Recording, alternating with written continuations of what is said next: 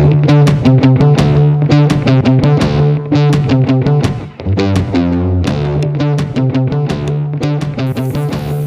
to the Top Texas Lawyers Podcast. This podcast is brought to you by the law firm of Abercrombie and Ssanchez, PLLC. You can find us on the internet at astxlegal.com or by calling 1-888-981-7509. Your hosts are Bryan Abercrombie and Samuel Sanchez. Bryan has been practicing law for 18 years and is board certified by the Texas Board of Legal Specialization in the area of family law.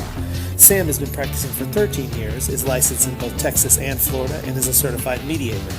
This podcast is for informational purposes only, and all views are the opinion of the hosts. It is not designed to provide legal advice for your particular legal matter, and it should not replace the advice of competent counsel.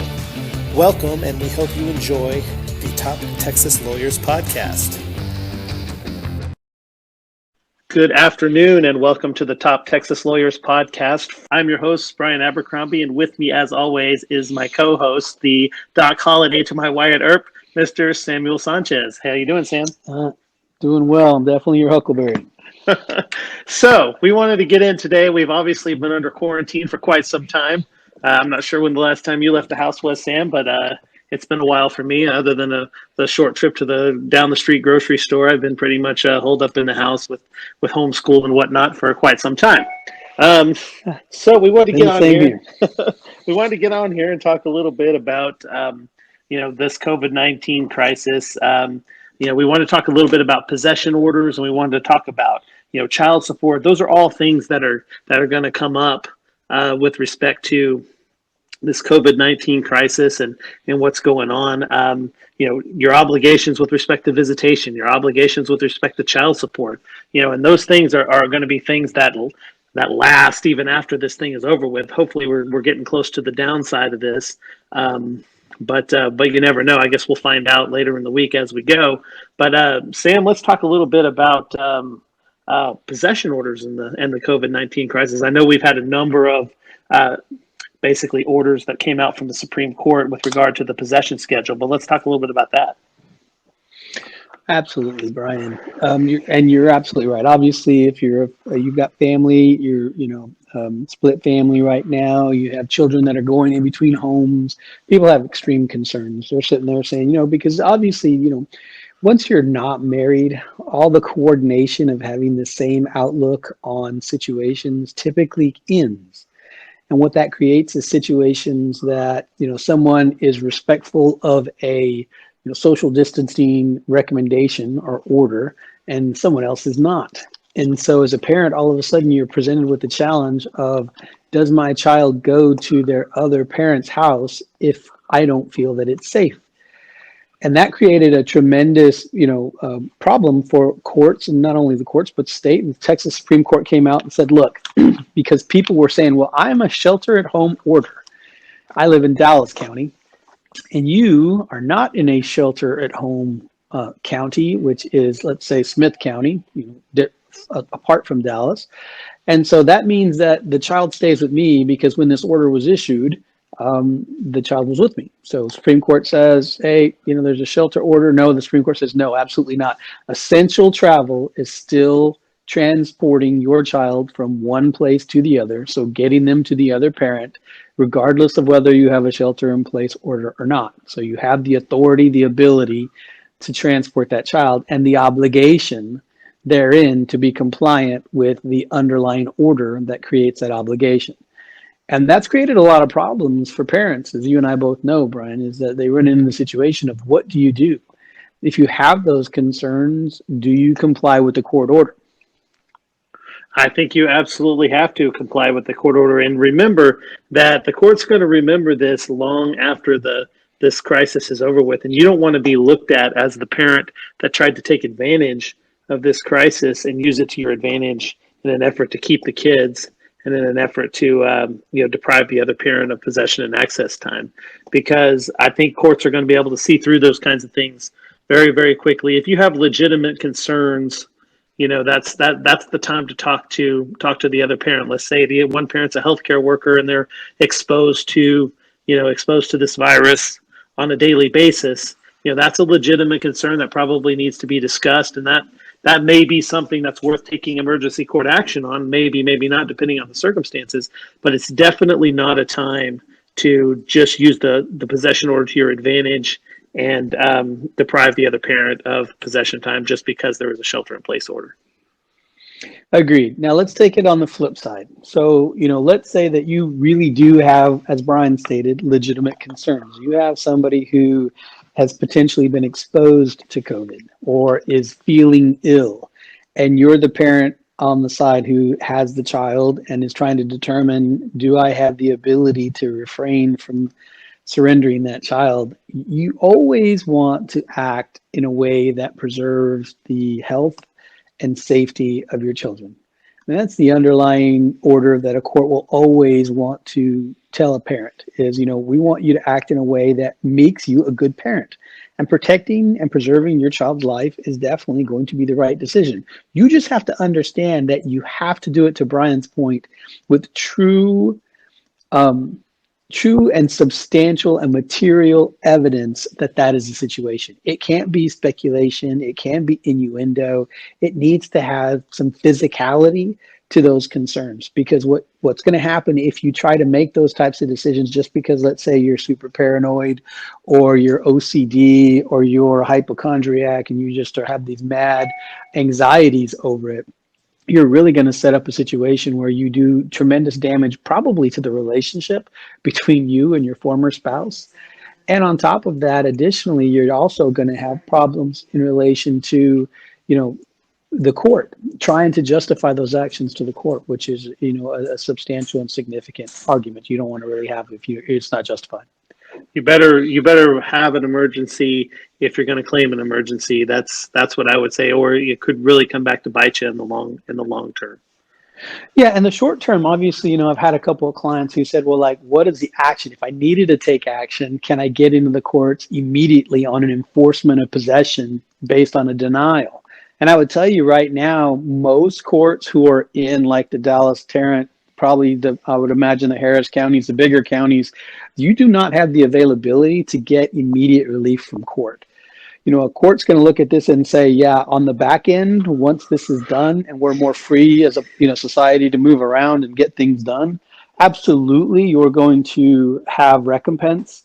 But in the immediate short term, if there's not exigent circumstances, it's very unlikely that you're going to be able to get into court and get some relief. Yeah, I mean, I think some courts are doing, Zoom hearings or hearings of an emergency nature by online or via Zoom or some other type of teleconference. So you might be able to get in there, but that's also a tough sell because you don't know that varies from court to court. So you don't necessarily know which judge is going to be doing what. And but if you're absolutely the parent that's being deprived of your time with your child, you absolutely, try to take action as quickly as you can. And another thing that the courts will likely be considering as a result of this would be probably makeup time and things like this after this is over with. Oh, absolutely. Absolutely. And that really leads us to kind of the next point that we wanted to talk about, which is, in Texas, there's always financial obligations that come along with, divorce situations where there are children involved, right? There's usually going to be a primary parent. That primary parent is typically going to be entitled to some form of support. Well, support, as you all know, is typically going to be based on income, right? 20% for one child, 25% for two children, 30% for three children, on and on and on, based on the statutory guidelines that were created by the legislature. What's going on now has never happened before. So many people getting furloughed, so many people losing their sources of income, but yet does that obligation stop? Well, the quick answer to that is absolutely not. It doesn't stop. But can it stop? Well, Bryan, what do you think on that? That's another thing where you're going to have a very, very difficult time getting a hearing for a child support matter. But my advice to a client in this situation would be get a modification and a request for a reduction on file as quickly as possible, because the court can consider, retroactivity if you take the proper steps now. and then let's say you're out of a job for 3 or 4 months because of this thing, and you fall behind on your child support as a result of that. Getting a motion on file with a request for a retroactive reduction in child support may save you a lot of time and a lot of money, because it would allow you to get that for a judge to go back and say, yeah, this was the obligation, but I'm correcting that to say this should have been the obligation, and now you don't have an arrearage. So the old ostrich defense of burying your head in the sand will not work on a situation like this. So it's important to get in contact with an attorney potentially, and at least get a request on file, because you just don't know how long this is going to last, and you don't want to fall further and further behind, and then interest starts accruing and different things like that. Yeah, and not only that, Brian, but what we're seeing more and more, and I think we're going to have to kind of see as the economy allows us to emerge from, this crisis, is, what does life look like after COVID? We don't think it's gone. It's not going to be eradicated from the planet, right? So is it still going to be around? Do we see around two? Do jobs that you had before even come back in the same capacity or income level that they existed before this all began? And so it really becomes a situation where I tell clients, I advise clients, is if you have concerns, they're legitimate concerns, then it's always better to get something on file. It's always better to have that line of demarcation that you're talking about that allows a court to go back to a certain point. Because if you think, hey, you know what, I'm going to wait it out, and then you go months down the road and you emerge from this in a way that your income is still substantially diminished, a court can only go back, to Brian's point, to the date that you filed the request to modify. Now that may be the longer that you wait. Now that may be a change that comes later down the road, but it is not a change right now in the law. So to your point, Sam, it's important to get that request on file. Agreed wholeheartedly. And so let's talk about, so let's say you get something on file, if you're lucky enough, and let's say courts start to kind of ease the restrictions of what they're going to allow people to have hearings on, because we know that the law is changing just like everything else in life is changing. And perhaps we are going to go more to a video conference type hearing for those types of matters. You want to be in that line. You want to be in the queue to be able to kind of have your concerns heard and addressed. If people can't make it because people are saying well, it's auto drafting out of my paycheck. If I'm not receiving a paycheck, what's happening? Does that mean that the obligation ends? No. Now, in Texas, as an example, the Child Support Division of the Office of the Attorney General of Texas, they're monitoring those payments. And they're the ones who are really going to, a lot of times, for people who, even without an attorney, are going to file enforcement actions on those. So really pay attention to your underlying order. Take some time, pull it out, review it. If you have questions about what are the implications of the language in here, how can I get something on file, you really need to reach out to competent counsel to give you some solid advice about next steps. And I have a feeling that the Attorney General's Office Child Support Division is going to be incredibly busy after this thing has passed us. So you better get on the stick now if you're a person that's in need. And there's nothing wrong with going to court and saying, hey, my income is not what it once was. My child support obligation needs to be reduced to reflect what my actual income is. And there's nothing in the world wrong with that. And you need to take advantage of that as a resource, because you can save yourself a lot of heartache, a lot of heartburn, and a lot of trouble down the road. Oh, couldn't agree more. And it's really just something that's so avoidable for people if they'll just, sit down, take some action, get some good advice. And, that's something that, we're all stuck in this kind of situation where incomes are drastically reduced and things like that. And maybe it's a situation that act, but you want to put yourself in the best to be able to work that out after the fact. Yeah, absolutely. And I guess something else we really need to kind of touch on in the short term in association with this is because what we're talking about is a modification, okay? A modification of underlying obligations. There is no way, because as an example, I'll have people call them up and say, well, hey, you know what, my ex-wife, she told me on the phone and we reached an agreement to change the child support obligation. So she told me all I need to pay is $100. Well, that's great. That's great goodwill. It's a great relationship that you have with your ex-spouse, but she's not the judge. And so until a judge signs an order. She's also not the Attorney General's office either. So they don't necessarily regard that as an agreement either. Agreed. And so while that, that something in writing and email, people exchange stuff and they sign it on, restaurant napkins, I don't know. But I would just tell you, like, guys, that can be an agreement. That's great. And yes, underlying family law is civil law, which is contract law. But you got to understand that that is not a court order. A judge is the only one who can issue a court order to change a legal obligation. And as long as it's in an order, that is going to stand firm and be enforceable past this if you don't get it changed. Yeah, so if you write down an agreement and everybody signs it and you stamp it with blood and fingerprints and everything like that, it doesn't necessarily mean anything if somebody wants to back out of the deal later on. So you have to be very, very careful about, these at-home or kitchen table agreements, because they're not necessarily, like to Sam's point, they're not necessarily obligations that are changed or ordered by a judge. Correct.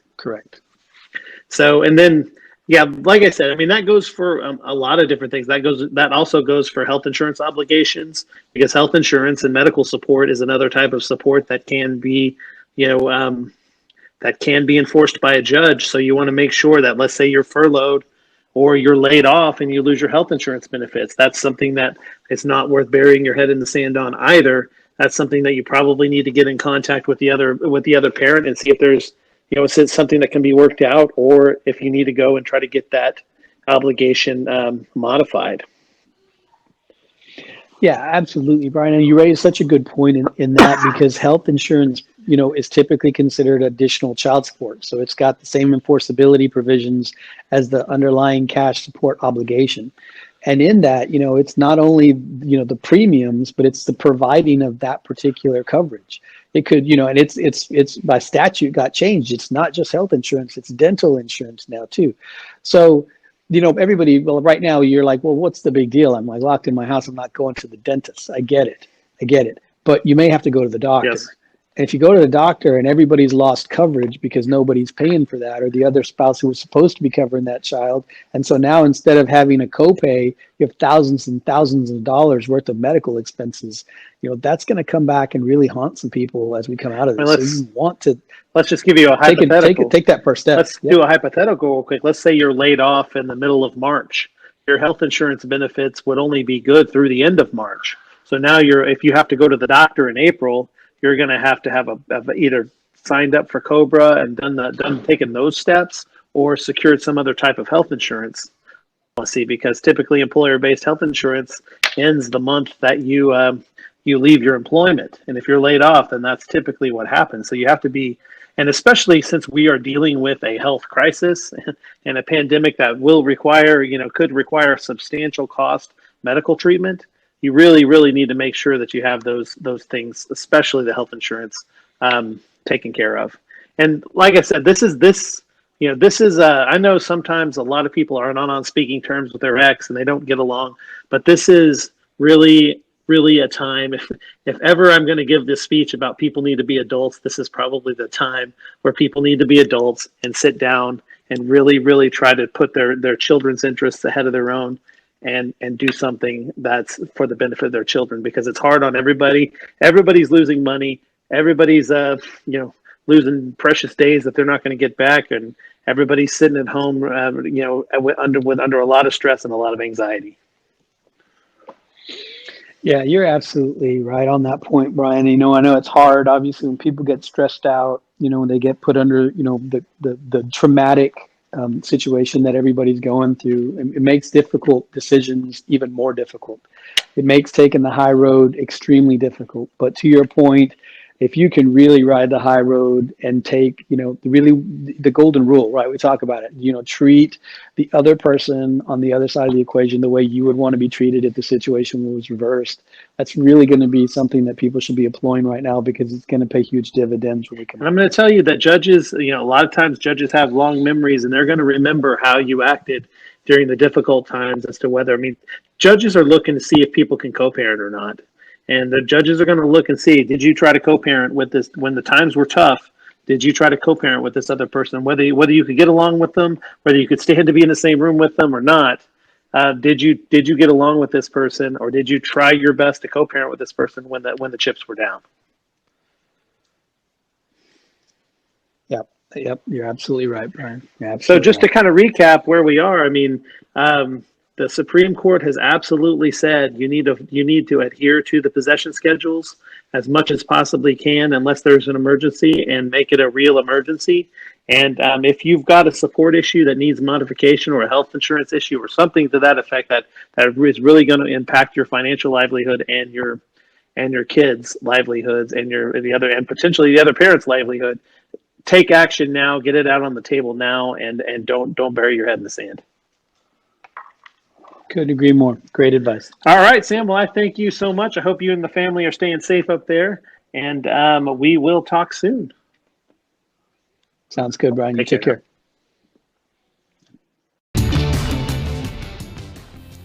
Thank you for listening, and we hope you enjoyed the Top Texas Lawyers podcast. If you would like a consultation with either Bryan or Sam, please call 1-888-981-7509 or visit us on the web at astxlegal.com. Once again, that's astxlegal.com. Thank you very much.